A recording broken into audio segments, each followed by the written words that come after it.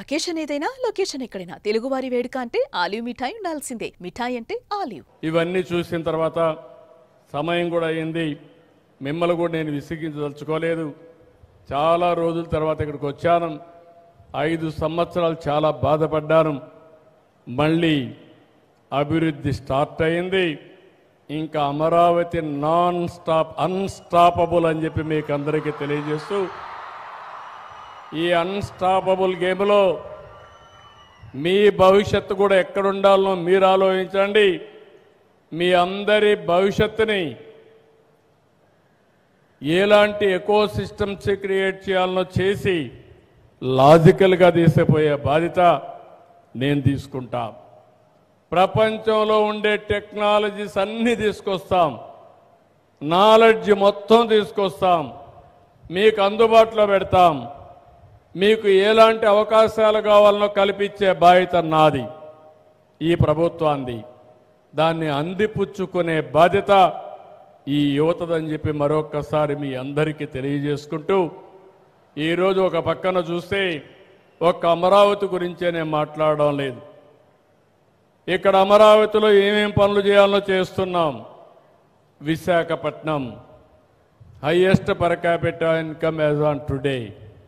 That is a game changer. ఈరోజు దేశంలో Visakhapatnam steel plant ఉంది. అదనంగా ఆర్సిలర్ మిత్తలో ఒక స్టీల్ ప్లాంట్ పెడుతున్నాడు.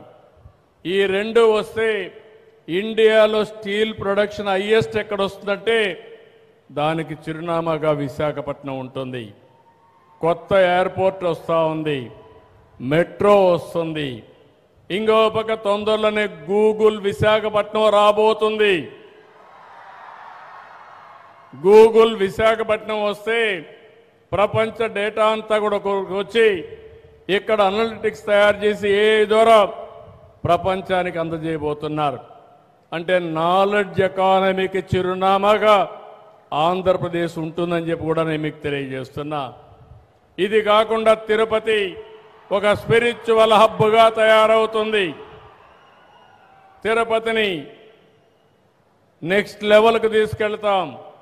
శ్రీ సిటీ ఉంది, కృష్ణపట్నం ఉంది, ఆటోమొబైల్ ఇప్పటికే ఉంది, అక్కడ డెవలప్ చేస్తాం. ఇది కాకుండా ఇంకొక పక్క అనంతపూర్ మీరు చూస్తే బెంగళూరు పక్కనే అనంతపూర్ ఉంది. లేపాక్షి దగ్గర నుంచి ఓర్వకల్లు వరకు ఒక నాలెడ్జ్ హబ్గా తయారు చేసి హెచ్ఏఎల్ సెకండ్ యూనిట్ కూడా అక్కడికే వచ్చేట్టుగా చేసి డిఫెన్స్ కారిడార్ తయారు చేసి ఆటోమొబైల్ ఇప్పటికే కియా వచ్చింది, నేనే తీసుకొచ్చాను. భవిష్యత్తులో అలాంటి ఆటోమొబైల్ ఎక్కువగా తీసుకొచ్చి ఎలక్ట్రానిక్స్ అంతా కూడా భవిష్యత్తు ఉంది. ఇప్పుడు మనందరం నాలెడ్జ్ ఎకానమీ మాట్లాడుతున్నాం. ఈ నాలెడ్జ్ ఎకానమీ నెక్స్ట్ లెవెల్కి పోవాలంటే హార్డ్వేర్ కావాలి, ఎలక్ట్రానిక్స్ కావాలి. ఇప్పటికీ మోడీ గారి నాయకత్వంలో మేక్ ఇన్ ఇండియా ప్రోగ్రాం కింద ఇప్పటి వరకు మీరు చూస్తే $130 బిలియన్ తో మనం హార్డ్వేర్ డెవలప్ చేసే పరిస్థితికి వచ్చాం.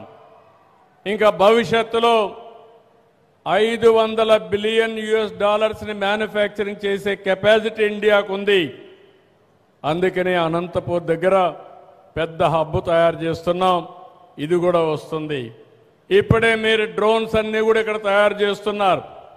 భవిష్యత్తు డ్రోన్స్ది ఐడెంటిఫికేషన్కి కానీ, రెండోది అప్లికేషన్కి కానీ రాబోయే రోజులు డ్రోన్స్ అన్ని మేజర్ రోల్ ప్లే చేయబోతున్నాయి. అందుకని ఓర్వకల్లో డ్రోన్ సిటీనే పెట్టి భారతదేశంలో మొట్టమొదట డ్రోన్ సిటీ ఓర్వకల్లో వస్తుందని చెప్పి కూడా నేను మీకు తెలియజేస్తున్నా. అదే ఓర్వకల్లో సెటిలైట్స్ కూడా తయారు చేయాలని ఆలోచిస్తున్నాం. గవర్నమెంట్ ఆఫ్ ఇండియా ఇటీవల ఒక నిర్ణయం చేశారు. ప్రైవేటైజేషన్లో కూడా సెటిలైట్స్ లాంచ్ చేసే అవకాశం వచ్చింది. ఒకప్పుడు ఒక్క శ్రీహరికోటలోనే మనం లాంచ్ చేసేవాళ్ళం. ఇప్పుడు ఎక్కడైనా లాంచ్ చేసుకునే అవకాశాలు వస్తున్నాయి. దీనికి కూడా నాంది పలుకుతాం. గ్రీన్ ఎనర్జీ దేశంలో మొట్టమొదటిసారిగా ఆంధ్రప్రదేశ్లో ముందుకు పోతున్నాం. ఇప్పుడే ఇక్కడికి వస్తే ఒక డెమాన్స్ట్రేషన్ చూపించారు. గ్రీన్ హైడ్రోజన్, నైట్రోజన్, అమోనియా ఇవన్నీ కూడా చూపించారు. అవన్నీ కూడా ఆంధ్రప్రదేశ్లో తయారు చేసే పరిస్థితి వస్తుంది. ఇక్కడుండే స్టూడెంట్స్కి, ఫ్యాకల్టీస్కి ఒకటే విజ్ఞప్తి చేస్తున్నారు. Lot of opportunities, lot of futuristic technologies, దానికి చిరునామాగా ఆంధ్రప్రదేశ్ ఉంటుంది. దానికి ఫస్ట్ మూవర్ కింద విట్టుండి ఎక్కడికక్కడ మీరు కానీ అకాడమిక్ ఎక్సలెన్స్లో ముందుకు పోగలిగితే, ఇన్నోవేషన్లో ముందుకు పోగలిగితే అది దేశానికి ఉపయోగపడుతుందని చెప్పి కూడా నేను మీకు తెలియజేసుకుంటూ, ఈరోజు పబ్లిక్ పాలసీల ద్వారా వినూత్నమైన కార్యక్రమాలు చేపట్టే బాధ్యత మాది.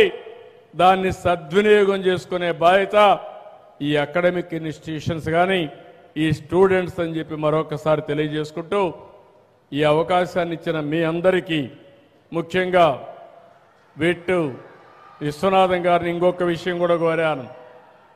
ఇక్కడ చాలామంది రైతులు, 29,000 మంది రైతులు, అదే మరి చాలామంది రైతు కూలీలు ఇక్కడ అమరావతికి సహకరించారు.